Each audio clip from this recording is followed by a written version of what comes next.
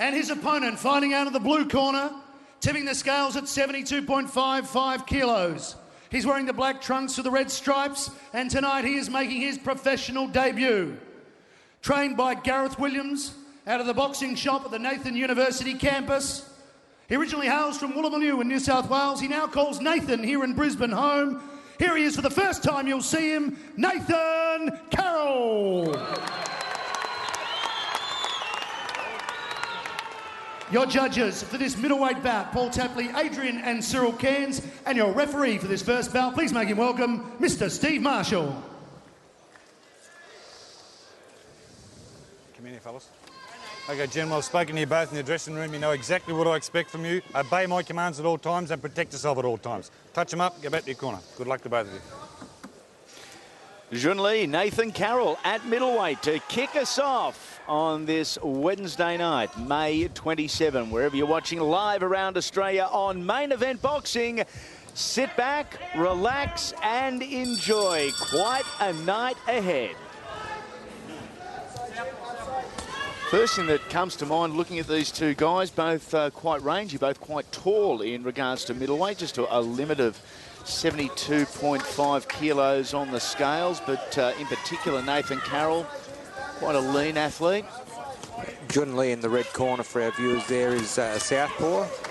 Just landed a good left hand there and has got one of the great kickboxing legends in his corner, John Wayne Parr, who recently had a huge victory over the great Greek champion Michael Zambidis in Melbourne. But Jun Lee in the red corner, the southpaw. Box out, box out, box out. Don't hold. Break! Step back!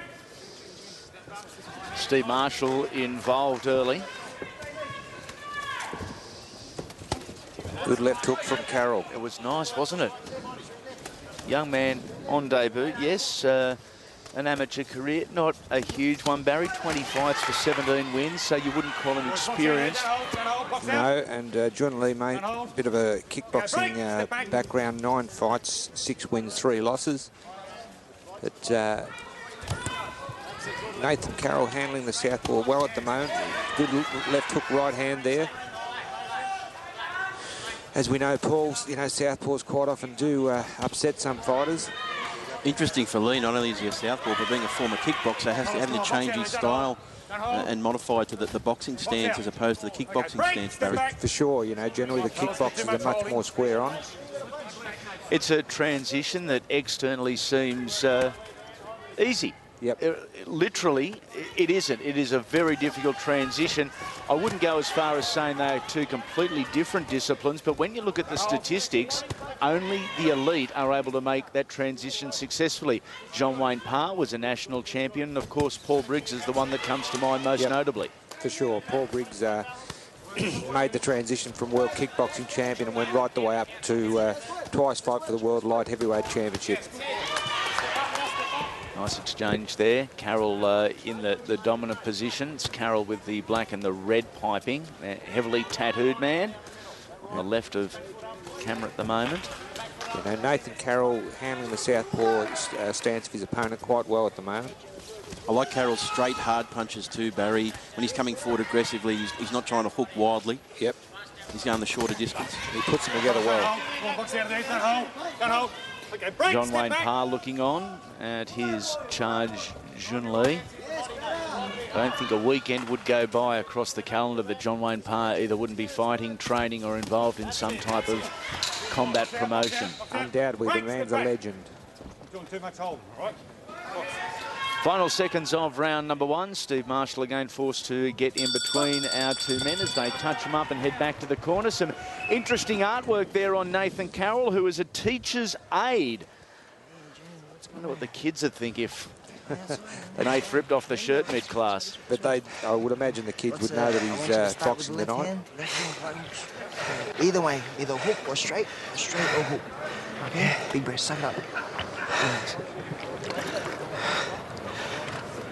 He's only used to fighting 2 minutes. This is the first time in 3 minutes, so he's feeling tired. He's never been 3 minutes before. Okay, big breath. You're fitter. You're fitter. Come on. Take advantage of being a southpaw. Take advantage. Bang, hook, hook, straight, hook, bang, hook, straight. Mix it up, mix it up. More pressure. push him up. Okay, here we go, round number 2 at middleweight. As we said earlier, a 72.5 kilogram limit. If you like the translation there, 160 pounds or 11 stone 6. Makes a little bit more sense to some of us. Certainly does, and the same weight as our world title fight main event this evening, but a good start by Nathan Carroll for round 2. Carroll is back to screen at the moment. A very wide stance on Jun Lee in regards to his legs.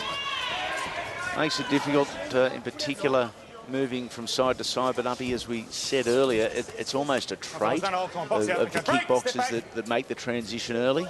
We're talking about hundreds and hundreds of hours of training, and you just can't overcome that in the heat of the moment.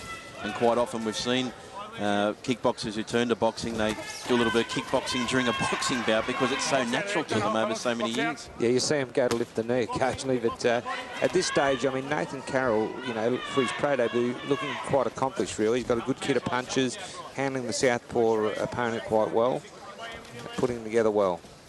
In Nathan's corner tonight, trainer and principal Gareth Williams, but also former national champion, the little big man, Chris McCullen over there, who is proving himself to be quite the little trainer.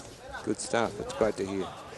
And also with these 4-round fights, it's so important to get off to that quick start. You win that first and second round, it really sets it up for you and puts the pressure on your opponent with only 2 rounds to go. For sure. Jun Lee has started to have a little bit of success there with his countering shots. A couple of good clean shots landed by Jun Lee. Feeling for Mike Tyson this evening, whose 4-year-old daughter, Exodus, was today tragically killed in a freak domestic accident. The thoughts of the Australian boxing community with the family and the friends at the moment. Terrible tragedy. Go, break, step back. Step back. Steve Marshall once again between the two men. Oh, Jun Lee. Was an awkward looking right hand. Came in from a difficult angle. Jun Lee just took a couple of solid shots and caught his opponent, Nathan Carroll, on, said, hit me some more. Carroll landed some nice short punches there, Barry, just on the inside. They were really close. Yeah, they're good crisp shots he's landing. He's outpointing Jun Lee quite well. But Lee, you know, gets through occasionally with those left hands, which is what John Wayne Parr is calling for in the corner.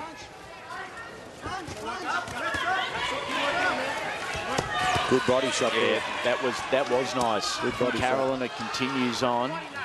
He's showing a certain composure here. He's not overplaying his hand as we get ready for the last 10 seconds of round number 2. And unofficially, but for mine, another round to Nathan Carroll. That said, it's not a one-sided fight in any way, shape or form. And I actually think of Jun Lee that his uncle Bruce might be reasonably proud of him. I would say so. Actually, Jun Lee did fight back better that round, but it was still a Nathan Carroll round for my money. I think you'd agree, Paul. Certainly. Let's go into the corner with Gareth Williams.